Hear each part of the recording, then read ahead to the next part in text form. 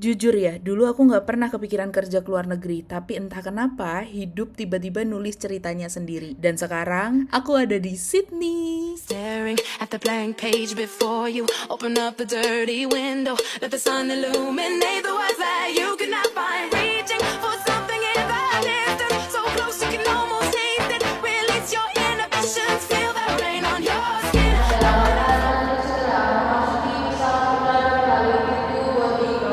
Perjalanan dimulai dari Jogja, karena dari Jogja itu tidak ada flight direct ke Sydney, makanya aku harus transit antara di Jakarta atau di Bali. Kalau pilihannya ada Bali, kenapa gak dipilih ya kan? Jadi aku pilihnya di Bali untuk transitnya. Nah ini pesawat dari Jogja ke Bali, aku naik dari Garuda Indonesia. Nanti untuk dari Bali ke Sydney, sama aku juga pakai dari Garuda Indonesia. Syukurlah perjalanannya sangat lancar karena cuacanya juga cerah. Dan aku juga dapat view yang cantik banget dari atas pesawat. Won't see me coming, but I'm coming. Straight for the heart.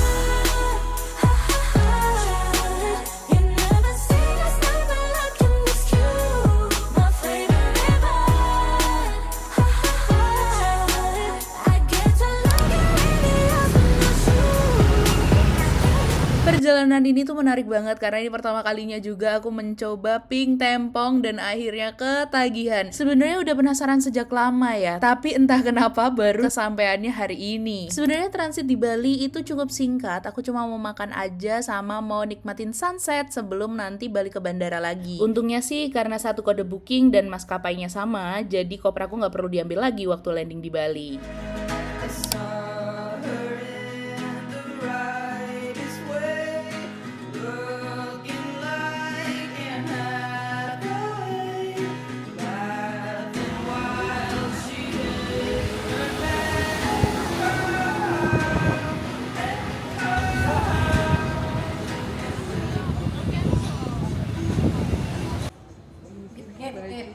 Ini mau siap-siap buat naik pesawat jam 11.30 nanti. Perjalanan dari Denpasar ke Sydney sekitar 5-6 jam dan honestly fokusnya cuma satu, untuk tidur. Setelah take off, pesawat ngelewatin langit gelap Samudra Hindia, lampu dimatiin, semua orang langsung mode istirahat. Gak lama sebelum mendarat, aku kebangun karena sarapan dibagi dan abis itu, boom, kita langsung landing di Sydney. Di pesawat, kita wajib isi arrival card, penting banget buat declare semua barang bawaan, makanan, obat, apapun yang kita bawa karena imigrasi Australia lumayan strict, apalagi kalau kamu nggak sure kalau bawaan kamu itu boleh dibawa masuk ke Australia atau enggak. Jujur, suasana bandara agak tegang dan deg-degan nunggu lolos atau enggak, tapi begitu semua selesai, welcome to Sydney. Sydney. Let me hear that back. Sydney. Dari bandara ke kota, menurut aku paling enak naik kereta. Sydney tuh punya kereta double decker, jadi satu rangkaian itu ada 2 lantai. Fun fact-nya, ini dibuat biar bisa angkut lebih banyak penumpang tanpa nambah jalur, dan rasanya kayak naik kereta sambil city sightseeing deh. Aku turun di Museum Station, biayanya sekitar 20 Australian dollar, praktis, cepat, dan langsung nyemplung ke vibe Sydney. Nah, hotel aku tuh deket sama Museum Station. Sekarang rencananya simple, drop koper, mandi, ganti baju, biar jadi manusia lagi setelah flight malam ya. Habis itu tanpa banyak drama aku langsung choose ke wishlist nomor 1 sejak lama. Akhirnya aku mau lihat langsung Sydney Opera House. Untuk kesana aku naik Sydney Light Rail dan jujur ya aku langsung salfok karena haltenya tuh literally cuma tiang doang, tanpa portal, tanpa palang. Pembayarannya juga nggak diawasi sama staff sama sekali. Semua orang tap kartu di halte sebelum naik dan tap lagi pas turun. Jadi pas kalian naik jangan ngangong-ngangong ya. Ini saatnya kita amati dan tiru. Udah. Sampailah kita di Sydney Opera House.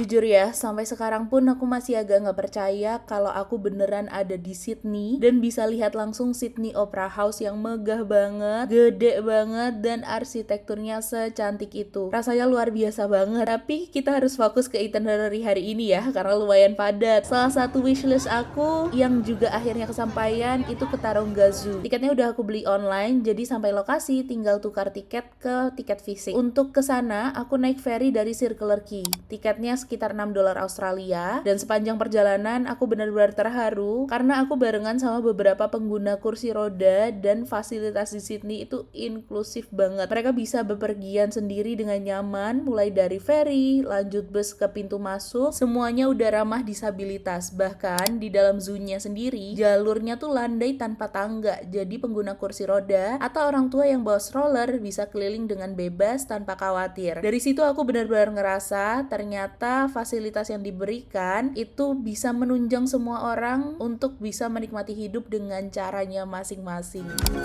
When I am king, no other animal will break my stride, break my stride. When I am king, no other animal will break our pride, break our pride. And my brother, our prey may run away but they can't hide. Watch your hide.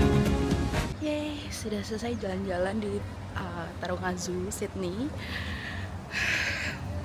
Tadi aku nggak record pakai ini. Aku kebanyakan record pakai HP. Nggak apa-apa, nanti lihat di TikTok aku ya. Terus, aku suka banget di sini tuh kayak ramah banget buat wheelchair. Kayaknya Indo perlu banget buat nyontoh sih.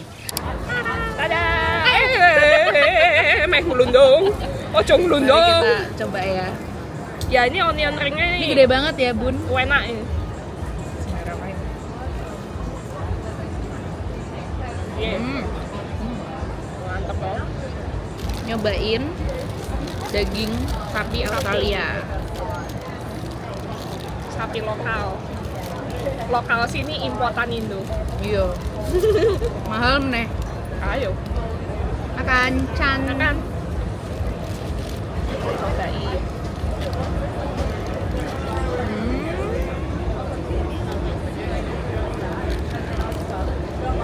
Wah.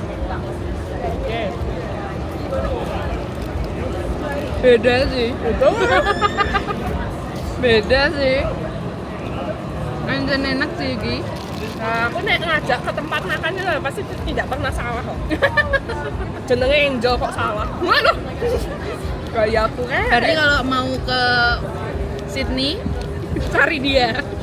Setelah puas keliling Taronga Zoo dan juga makan, aku kepikiran buat explore Sydney lebih jauh. Dan menurut aku, cara paling nyaman dan relatif murah buat keliling kota sambil ngerti cerita di balik bangunan-bangunan bersejarah di Sydney itu lewat Big Bus Tour. Konsepnya sih hop on hop off ya, jadi kita bisa naik bus, turun di satu spot, lanjut naik lagi di halte berikutnya. Tapi karena ini pertama kalinya aku ke Sydney dan pengen dapat gambaran kotanya dulu, aku pilih stay di bus sampai rute terakhir. Seru banget sih, karena di sini aku jadi tahu spot-spot menarik yang ternyata deket hotel aku, plus kebayang nanti kalau mau ke sana sendiri naik apa. Untuk Big Bus Tour ini harganya sekitar 60 Australian dollar, ada 2 rute utama dan tiketnya bisa dipakai 24 sampai 48 jam, jadi fleksibel banget buat explore sesuai ritme kita.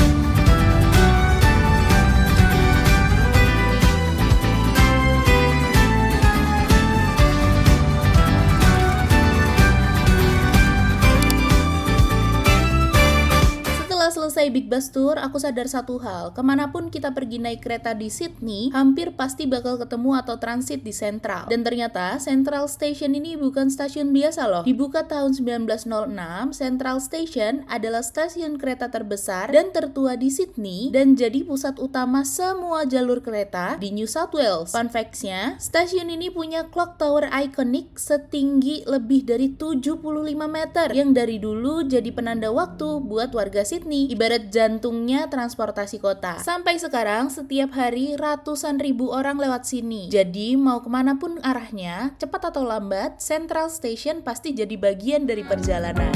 Already gave you the time and the place, so don't be shy. Just come be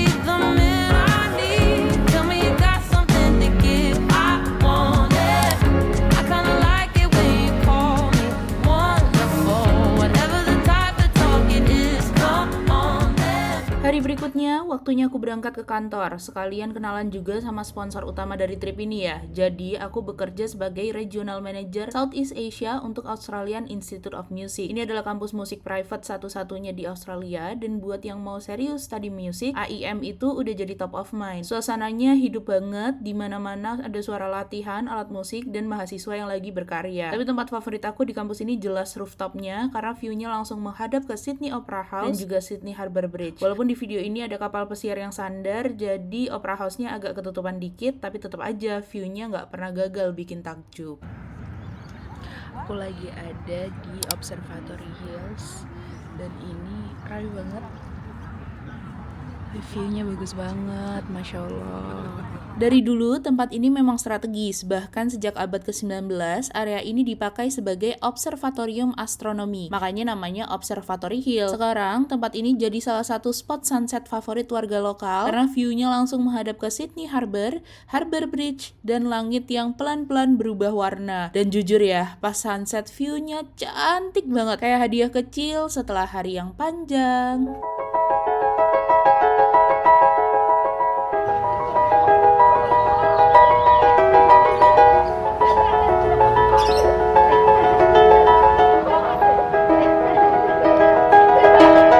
It was just two lovers sitting in the car, listening to Blonde, falling for each other.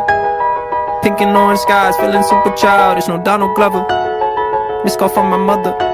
Jujur, di hari ketiga aku nggak keliling kemana-mana. Habis ngantor, aku cuma ke satu tempat yang nggak pernah bosen buat didatengin, Sydney Opera House. Fun fact-nya, atapnya tuh bentuknya kayak layar kapal, tapi sebenarnya terinspirasi dari irisan kulit jeruk. Dan bangunan ini sampai masuk UNESCO World Heritage Site, makanya dia bukan cuma gedung pertunjukan, tapi simbol Australia yang dikenal seluruh dunia. Habis itu aku strolling santai di daerah CBD, cari makan malam. Dan fun fact-nya lagi, di Sydney tuh pilihan makanan Indonesia banyak banget. Bahkan rasanya jujur ada yang lebih enak dari yang aku makan di Indonesia. Tapi ya, harganya juga gak main-main. Nasi Padang siang malam yang ada di Indonesia itu kalah, Kak. Di sini nasi Padangnya harganya Rp200.000. Mohon maaf nih, Kak. Tapi ya, demi kangen rumah, kadang tetap dibela-belain sih. Akhirnya sampai juga di bagian penutup video ini. Trip aku ke Sydney kali ini memang gak diisi dengan banyak destinasi wisata, karena tujuan utamanya aku ke sini adalah bekerja. Tapi di hari terakhir, aku tutup perjalanan ini dengan jalan-jalan ke Bondi Beach, salah satu pantai ikonik di Sydney. Setelah ini perjalananku di Australia belum selesai karena aku bakal lanjut ke kota lain buat ngunjungin kampus kedua. Jadi stay tune buat part 2 karena next stop kita adalah Melbourne. Sampai ketemu di video selanjutnya.